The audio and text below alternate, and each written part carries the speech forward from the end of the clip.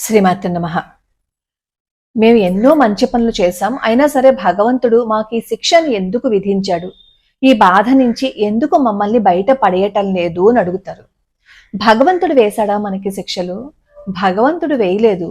మన కర్మని మనం రాసుకుని వచ్చేసాం ఇక్కడికి.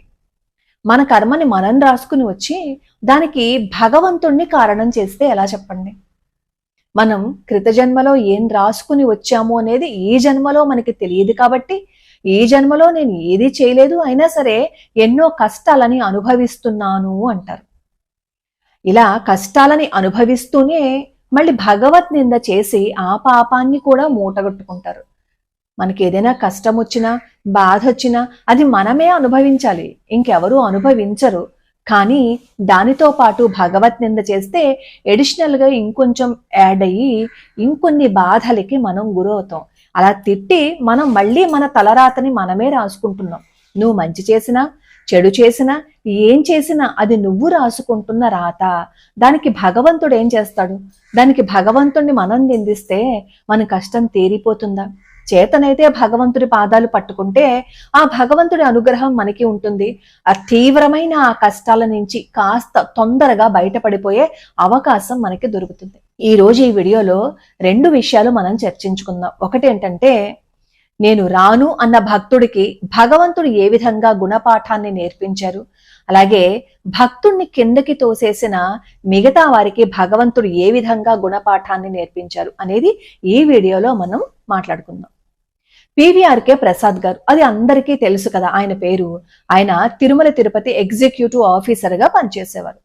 ఈ తిరుమల తిరుపతి ఎగ్జిక్యూటివ్ గా పనిచేయటానికి ముందు ఆయన చాలా చోట్ల పనిచేసి ఆ తర్వాత భాగ్యనగరంలో స్థిరపడాలి అని అనుకున్న సమయంలో చీఫ్ సెక్రటరీ ఆఫీస్ నుంచి ఒక వార్త వచ్చింది. అదేంటంటే, ఈ పివిఆర్కే ప్రసాద్ గారిని తిరుమల తిరుపతి చీఫ్ ఎగ్జిక్యూటివ్ గా పనిచేయటానికి ఆర్డర్స్ వేస్తున్నామని చెప్పి ఈయనకి వార్త వచ్చింది. అసలే అన్ని చోట్ల పోస్టింగ్లు చేసేసి తర్వాత భాగ్యనగరంలో స్థిరపడిపోదాము అని వచ్చిన ఆయనకి ఈ వార్త కొంచెం బాధ కలిగించింది అనమాట. పిల్లల్నేమో చదివించుకోవాలంటే ఇప్పటి వరకు అక్కడ ఇక్కడ తిరిగేశాము, తిరిగి వచ్చిన తర్వాత పిల్లలకి కాస్త చదువు ఇబ్బందిగా ఉంది, కానీ భాగ్యనగరంలో ఇంకా ఎక్కడికి కదపరు అనుకునే సమయంలో వేరే చోటకి మళ్ళీ పోస్టింగ్ వేశారని చెప్పి ఆయన మనసులో బాధ కలిగింది. వాళ్ళ అమ్మాయి పేరు మాధవి అనమాట. ఆ అమ్మాయి అప్పటికి 3వ తరగతికి వచ్చింది. ఇంకా మిగతా చదువంతా భాగ్యనగరంలోనే గడిచిపోతుంది కదా అని అనుకున్నారు. సరే, ఇంకేం చేస్తారు? తిరుమల తిరుపతి చీఫ్ ఎగ్జిక్యూటివ్ గా ఈయన్ని నియమించాలి అని అనుకున్నప్పుడు వద్దు అని చెప్పేయాలి అని ఆయన అనుకున్నారు. అప్పుడు ఈయన మిత్రుడు ఏం చెప్పారు అంటే, నువ్వు అలాంటి నిర్ణయం తీసుకోకు, ఎందుకంటే 1973వ సంవత్సరంలో పశ్చిమ గోదావరిలో పనిచేస్తున్న ఒక అధికారిని ఇదే విధంగా తిరుమల తిరుపతిలో ఎగ్జిక్యూటివ్ ఆఫీసర్ గా నియమిస్తే కొన్ని కారణాల వల్ల అతను రాను అని చెప్పి అతనేమో అక్కడికి రాలేదు. తర్వాత ఆ ఆర్డర్స్ ఏమో క్యాన్సిల్ అయిపోయాయి. తర్వాత కొన్ని రోజులకి అతన్ని అరెస్ట్ చేశారు, కొన్ని పనులు ఆయన సక్రమంగా చేయకపోవటం వల్ల అని చెప్పి ఈ పివిఆర్కే ప్రసాద్ గారి స్నేహితుడు చెప్పారు. సరే, ఇంకా ఆయనలో ఆలోచన మొదలైందనమాట. వాళ్ళ భార్య గోపిక గారు, ఆవిడతో చర్చించి నిర్ణయం తీసుకోవాలని అనుకున్నారు. భార్య కూడా ఏం చెప్పారంటే, ఇప్పటికే చాలా తిరిగి వచ్చేసాం కదా, ఒక పని చేద్దాము, ఏ నిర్ణయం అయినా సరే మీరే తీసుకోండి, నాకు సంబంధం లేదు అని చెప్పేద్దాము అని అక్కడ నాయుడు గారు అనమాట, అంటే చీఫ్ సెక్రటరీ ఆఫీస్ కి ఆయన సెక్రటరీ నాయుడు గారు, ఆ నాయుడు గారికి చెప్పారు, ఏదైనా సరే మీ ఇష్టం అండి, మీరు నిర్ణయం తీసుకోండి అని చెప్పేస్తే ఆ నాయుడు గారు అంటారు, అలా ఎలా కుదురుతుంది, మీకు పూర్తిగా ఇష్టమైతే మాత్రమే మేము అక్కడికి తీసుకుని వెళ్తాము, మీకు పోస్టింగ్ ఇస్తాము, మీకు ఇష్టం లేకుండా మేమేం చేయము, మీరే ఆలోచించుకుని చెప్పేసేయండి అని చెప్పి అన్నారు. అసలు ఆయనకేమో ఈ ఎగ్జిక్యూటివ్ గా వెళ్ళడానికి ఇష్టం లేదు, ఎందుకంటే పిల్లల చదువు కోసం. పోనీ వాళ్ళనే నిర్ణయం చేసుకోమని చెప్దామా అంటే వాళ్ళు ఏమన్నారు, కుదరదు, మీరే ఆలోచించుకుని చెప్పండి అన్నారు.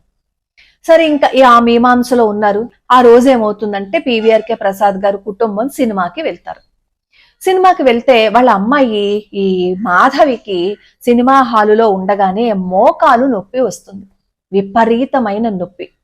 సరే, ఏదో తగిలిందేమోలే దెబ్బ అని చెప్పి మామూలుగా ట్రీట్మెంట్ ఇప్పించారు, అయినా తగ్గలేదు, అది బాగా వాచిపోయింది అనమాట.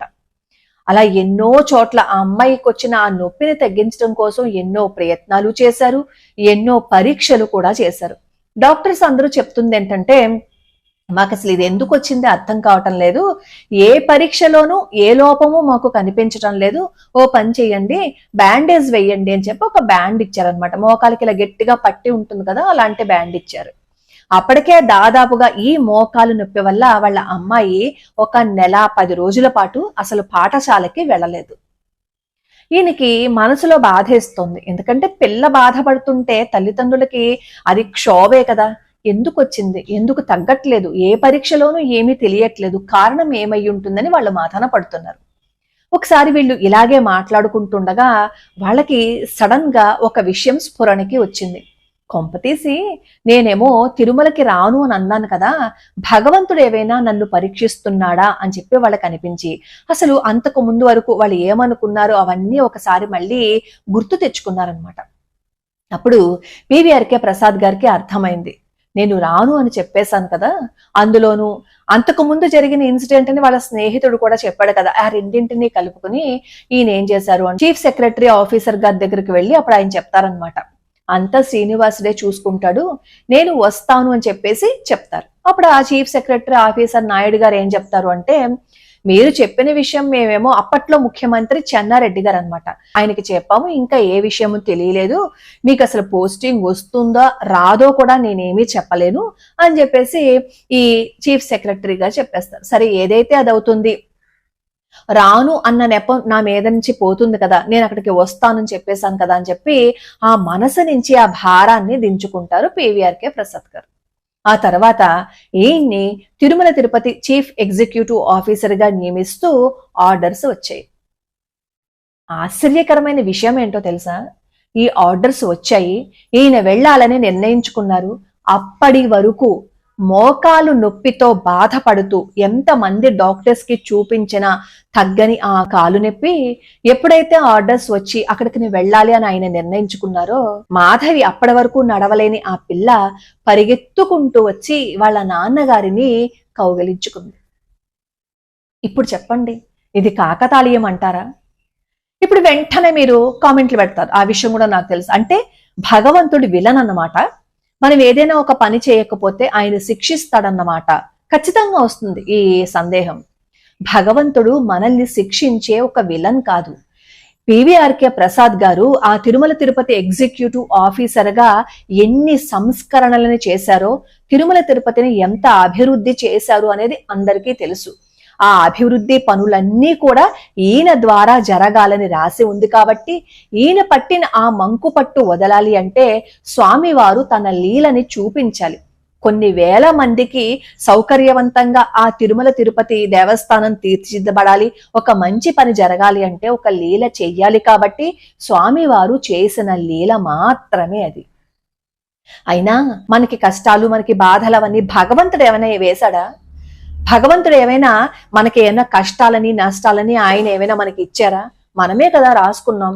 మనం రాసుకున్న మన తలరాతని భగవంతుడి మీదకి నెట్టేసి నువ్వెందుకు తీర్చట్లేదు అని మనం ఎందుకు అడుగుతాం? అలా అడిగే అధికారము హక్కు మనకి ఉందా చెప్పండి? ఇప్పటికైనా మించిపోయింది లేదు. మనం మన తలరాతని మళ్ళీ రాసేసుకుంటున్నాం. ఇప్పుడు మనం చేసే ప్రతి పని నెక్స్ట్ జన్మకి మనం రాసుకుంటున్న తలరాత. ఆ చిట్టాన్ని మనమే రాసుకుంటూ భగవంతుడు చేయలేదు అని నిందించటం ఎంతవరకు సమంజసం? ఒక్కసారి ఆలోచించండి. మనకి కష్టం పోవాలి అని మన మనసులో ఉంటే మనం చేయవలసిందంటే, భగవంతుడా నేను ఏ పాపం చేశాను అనేది నాకు తెలియదయ్యా, తెలిసి ఇప్పుడు నేను ఎవరికి నష్టాన్ని గాని కష్టాన్ని గాని కలిగించలేదు, నన్ను ఈ కష్టం నుంచి బయటపడేవయ్యా అని శరణాగతి చేశాము అనుకోండి, ఆయన అనుగ్రహం ఉంటుంది అనడానికి మీకు ఒక గొప్ప ఉదాహరణ చెప్పనా? పూరి జగన్నాథ స్వామి వారి ఆలయంలో లీలల గురించి మనం చెప్పుకుంటూ ఉన్నాం కదా.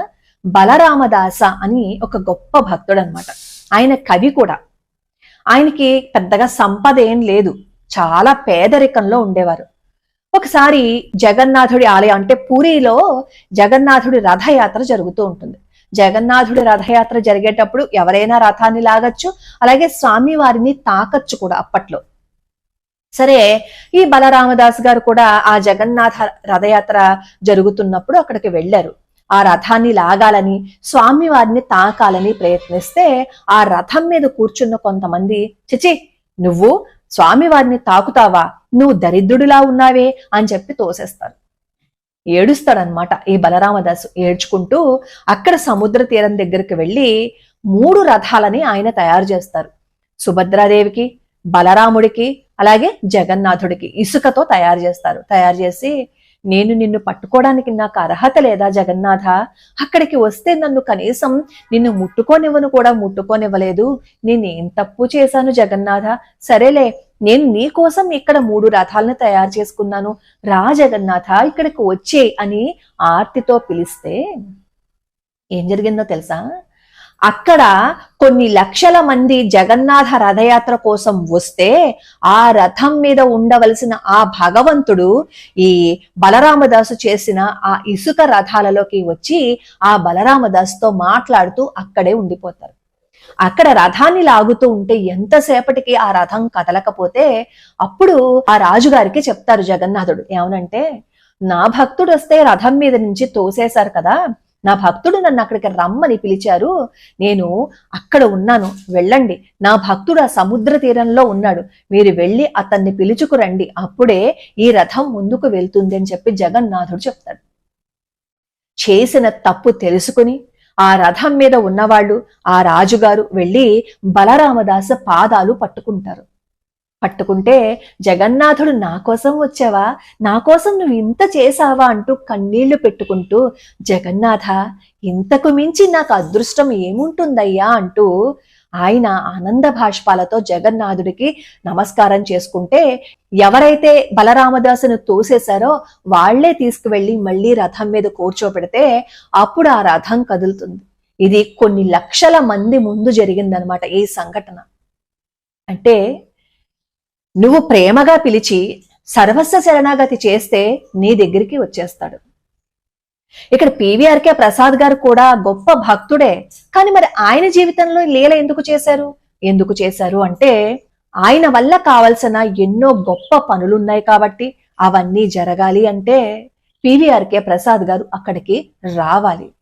భగవంతుడు మనల్ని శిల్పంలాగా చేసే ఒక శిల్పి. ఆ శిల్పిని మనం అర్థం చేసుకోకుండా ఆయనని నిందిస్తూ పాపాన్ని మనం మూటగట్టుకుంటున్నాం. ఆ తప్పు చేయకండి. మనం ఇప్పుడు పడుతున్న బాధలు, కష్టాలు ఇవన్నీ ఎవడూ తీర్చలేడు, మనమే అనుభవించాలి. కానీ ఇంత బాధ అనుభవిస్తూ నువ్వు చేసావు తప్పు అని భగవంతుని వేలుపెట్టి చూపిస్తున్నామే, అది మనం చేస్తున్న తప్పు కాదా? ఒక్కసారి ఆలోచించండి. అది చేయకుండా, స్వామి నేను చేసిన తప్పులు నాకు గుర్తులేవు, నన్ను రక్షించయ్యా అని మీ కన్నీటితో ఆయన పాదాలు కడిగేస్తే పివిఆర్కే ప్రసాద్ గారి జీవితంలో ఎలా అయితే వెంకటేశ్వర స్వామి వారు ఎన్నో అద్భుతాలను చేశారో, ఈ బలరామదాసు కోసం జగన్నాథుడు ఎలా వచ్చేశారో మన కోసం కూడా ఆయన వస్తారు, మన కోసం కూడా వేచి ఉంటారు. అది రావాలి అంటే ఏం చేయాలి? ఈ వీడియోని పూర్తిగా విని దానిని మనసులో పెట్టుకుని అదే విధంగా మనం నడుచుకుంటే ఆయన వచ్చి తీరతారు. లోకా సమస్తా సుఖినో భవంతు, సర్వే జనా సుఖినో భవంతు.